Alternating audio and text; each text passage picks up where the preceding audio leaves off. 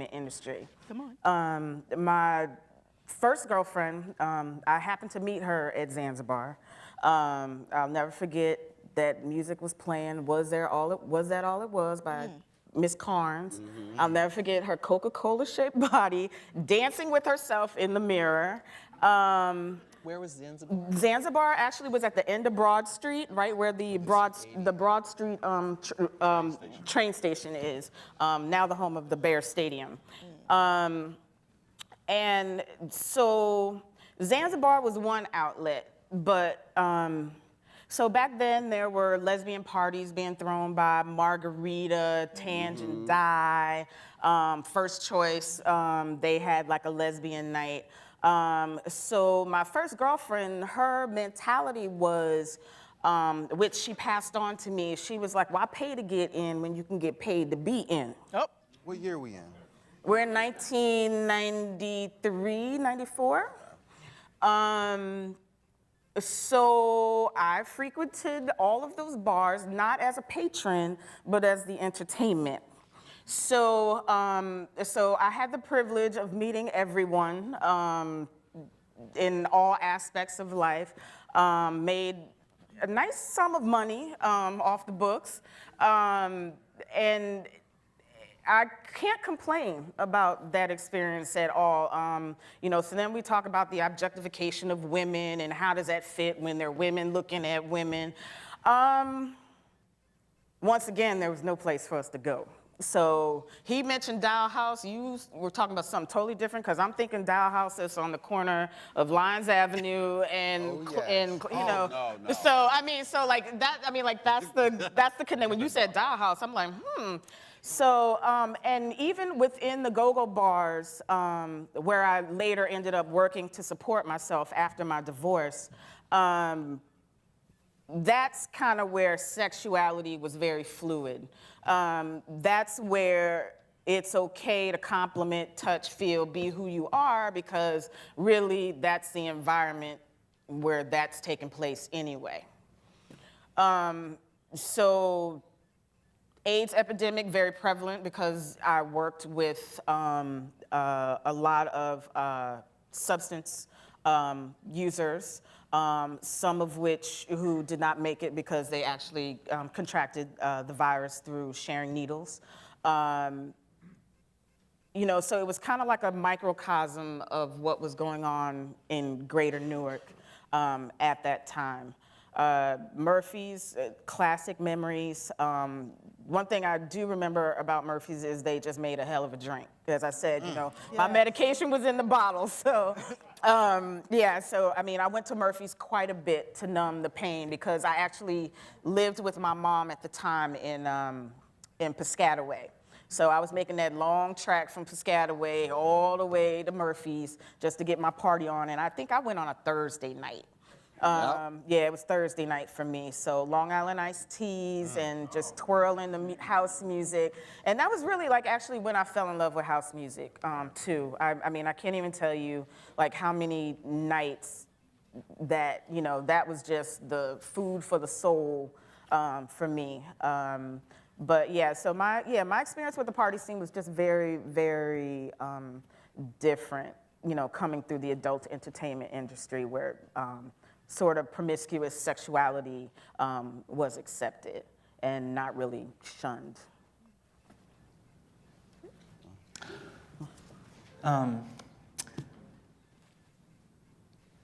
Several of you have mentioned faith and the role of faith at various points in your life, and I'm wondering if in your younger life, and don't feel like you have to talk about it, but I'm curious to hear how some of you, or all of you, or none of you have reconciled your spiritual or religious life with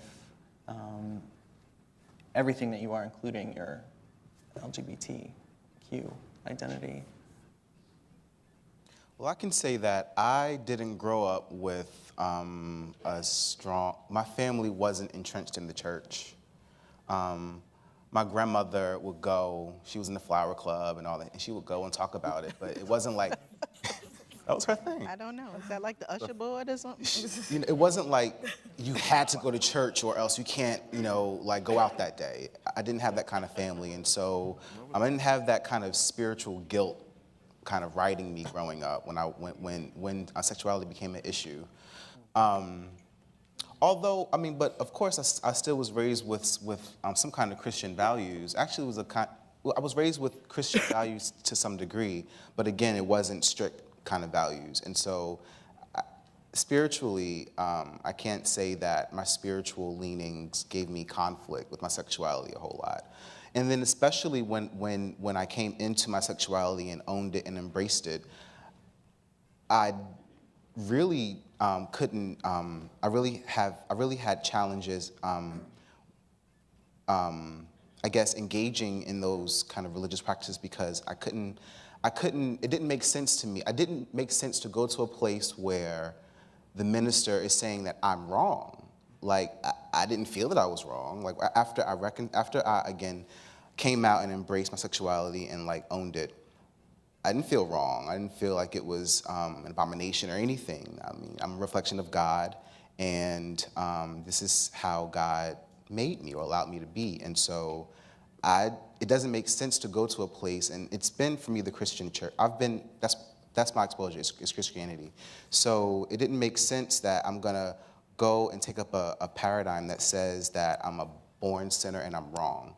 So I just I didn't embrace it. And so I turned to the more, kind of more New Age philosophy, Christian metaphysics, even some paganism, like Wicca, I even identified with at certain points because it was about your connection to the universe and the world around you, and kind of not this figure that's saying, here's how you should be. It was more like, you know, we're all expressions of the divine, and that is what resonated with me. And so that's where my spiritual exploration kind of lies and where it's taken me. And so spiritually, I love it. Like I can't say that I have spiritual, I don't have the word, but I'm not conflicted spiritually about who I am, my relationship to God and the world around me. Okay. Well, it seems like religion and faith has been coming up a lot for me, or repeating whatever they were saying. I was always in trouble because I was very defiant. Not defiant at what was being taught to me, defiant at the fact that I couldn't ask questions about what was being taught to me.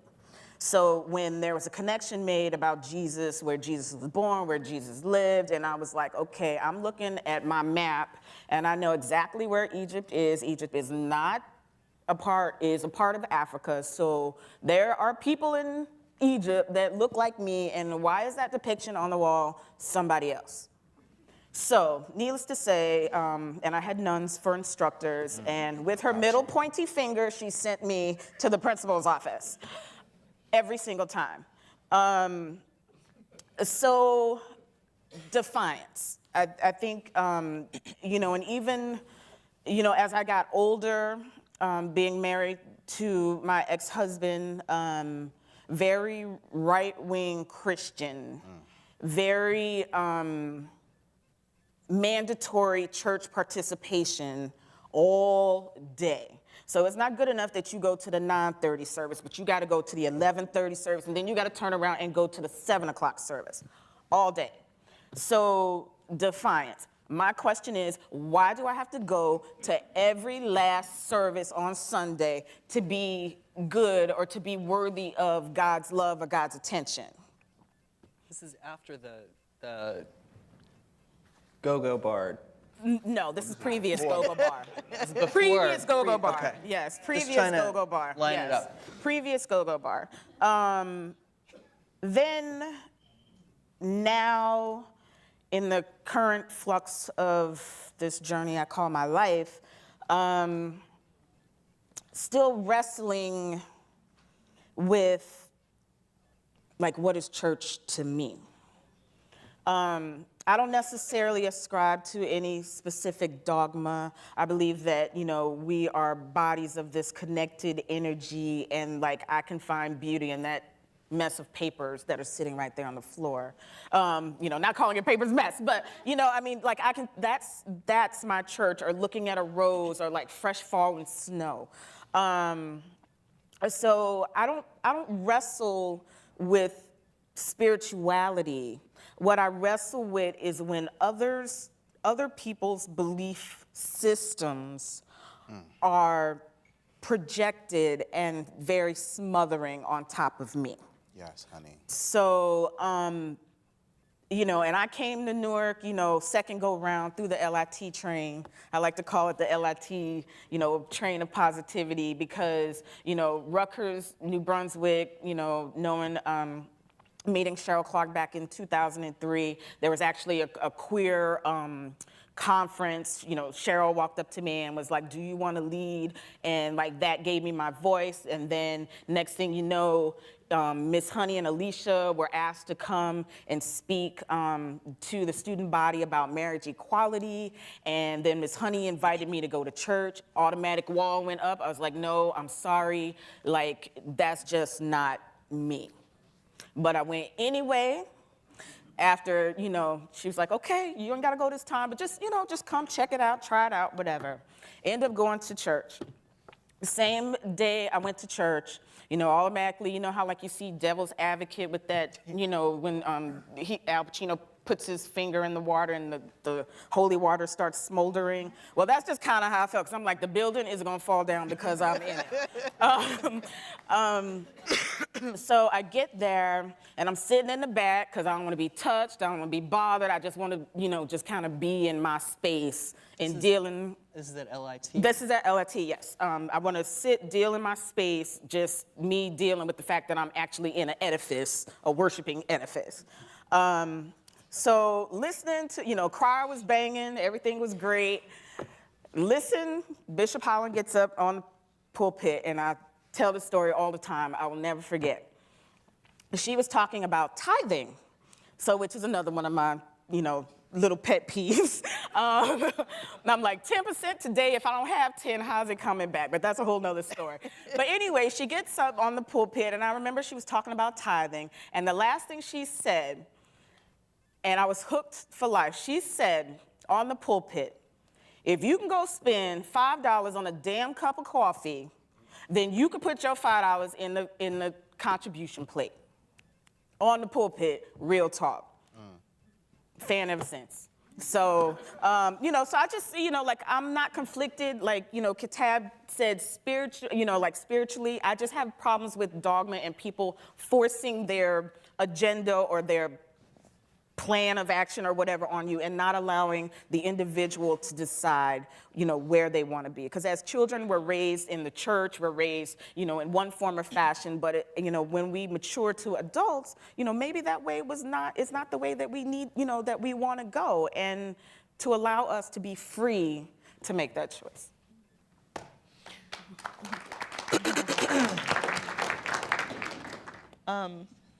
Wow.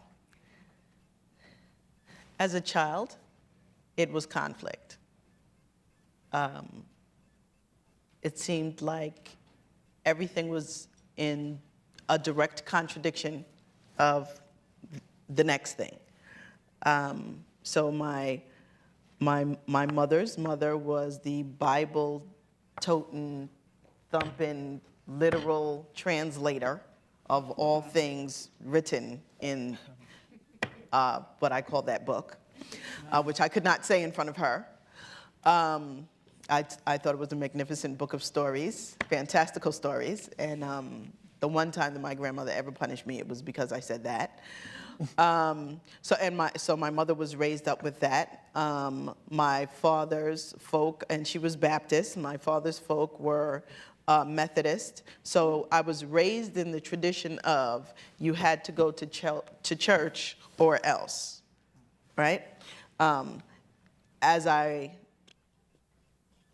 so spirituality didn't get attached to it for a very long time. As a matter of fact, I don't think that spirituality was even a concept, idea, perception of something that I could grasp until I was an adult. So it was just about religion. Hence, getting to kindergarten and going and being in a parochial school and a Lutheran school, you know, it was religion class. But I had also been molested several times up to that point, direct contradiction. The way that I began to feel about girls, direct contradiction, according to the messages that I was getting. Even my grandmother, until her sister's death, I did not know that I had somebody to identify with. I always noticed that my Aunt Marie's friend, who seemed like the Jolly Green Giant with this big giant afro, and she always had on a suit and everything. I don't remember her name, but she was always there. She was like this looming, dark figure hovering in the background somewhere. I never knew that there was access from this thing that I felt like I was hiding. As a young teenager, when my girlfriends were looking at the boys, they were saying, "Oh, how fine, and I'm like, yeah, but you are just like the finest thing on the earth, Jesus Christ. I'm looking at you, and immediately I would get this message of, like, you can't do that, like, you can't say that. There's no place to put that. So, but you know, everywhere you go, you can't hide from yourself. Everywhere you go, there you are, right? That song just like rings in my ear. So the older I got, the further away from even wanting to go to church I became. And when I was 18, my parents raised 3 of my cousins in addition to my 2 sisters and my brother. And the oldest of us, her husband, attempted to molest me, and I let go of God. I let go of church. I chose to go to school as far away from my parents as I possibly could get, on a scholarship, of course. And oddly enough, or you know, no surprise, God found me on that journey. And that's when I came out. I came home to be met with running from those feelings. I didn't even stay in school. I came home immediately and went back out because I came into the same environment that I left. And it was blaring that it was not okay. My parents were just really like flapping their wings with their, you know, being pastors and everything, and it was opposition. You know, like I challenged everything that they thought that they knew, and it was not acceptable for me to be in that environment. So I left again, and God found me on that journey. And in that journey, I was introduced or fell in love with drugs, so addiction. God found me in that journey. And then I returned home. By then, they had been introduced to love on a grander scale, in terms of being accepting, not just tolerant. And I was approached by each of them. My mother's direct question to me was, look in the mirror. So we're looking in the mirror. We're looking in the mirror together. I'm standing next to her, and she goes, "What do you see?" And I said, I see me and you. I mean, like, what are you saying? She's like, "I have no idea why you want to be a man. Like, that's, you, Mom, gave me what I have. You made me. You gave me this intense love for women. So what I have, what I am, who I am, came from you." From that moment on, I didn't have a problem with my mom. My father, who was having a very difficult time with it, was sent to pastor a church in, what's that church on 135th and Madison? Metropolitan? Yes, so he went, you know what's there, right? Okay, so he had to work the soup kitchen. And in the soup kitchen, at Madison ain't nothing but a bunch of queens, right? So I get this phone call from him, and he's crying. Nene, I'm so sorry. I just want to tell you that I realize that God made you who you are. And if you wanted to love a Pole, you have my support. Yes? God met him on that journey. I floundered around for a long time. I had, it had been almost 20 some odd years of these contradictory messages, but I felt it. It was like a pull. And at the very point that I literally was about to throw myself out of a window, my mother called me and told me that she knew this woman, that I was starting a church in Newark. I was living in the Bronx, and I was literally sitting on the ledge. And it was like she was across the street looking at me through a window. And she said, I want you to go and sit down on your bed. What are you doing? She was on the other side of the Bronx. I have a friend that's opening a church in Newark, New Jersey. I think you should go. I think that you'll find what you're looking for there. And that was in 1995, in November of 1995. Liberation and Truth opened its doors in April of that year, and I have been there ever since, in and out of addiction, in and out of being in my right mind or not. And I have 11 years clean, and what I have found that rings true for me, and this is a period and a dot, is that contradiction does not equate wrong. It is what is. We live in direct contradiction to a number of things. It is my choice to stand up for what it is that I believe in. I'm not a fan of organized religion, but I believe that everything is spiritually connected. And just by virtue of us being here, I believe that that point is justified. I just want to say that.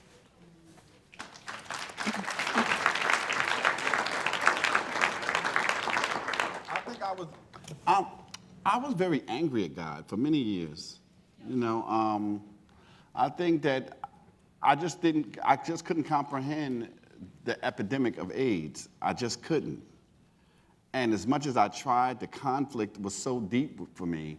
It wasn't until I maybe had 10 years in recovery that I started to reconcile and come to understand that God, for me, is a personal entity that I need to embrace as part of as if I need to embrace that it's daylight outside. It is what it is.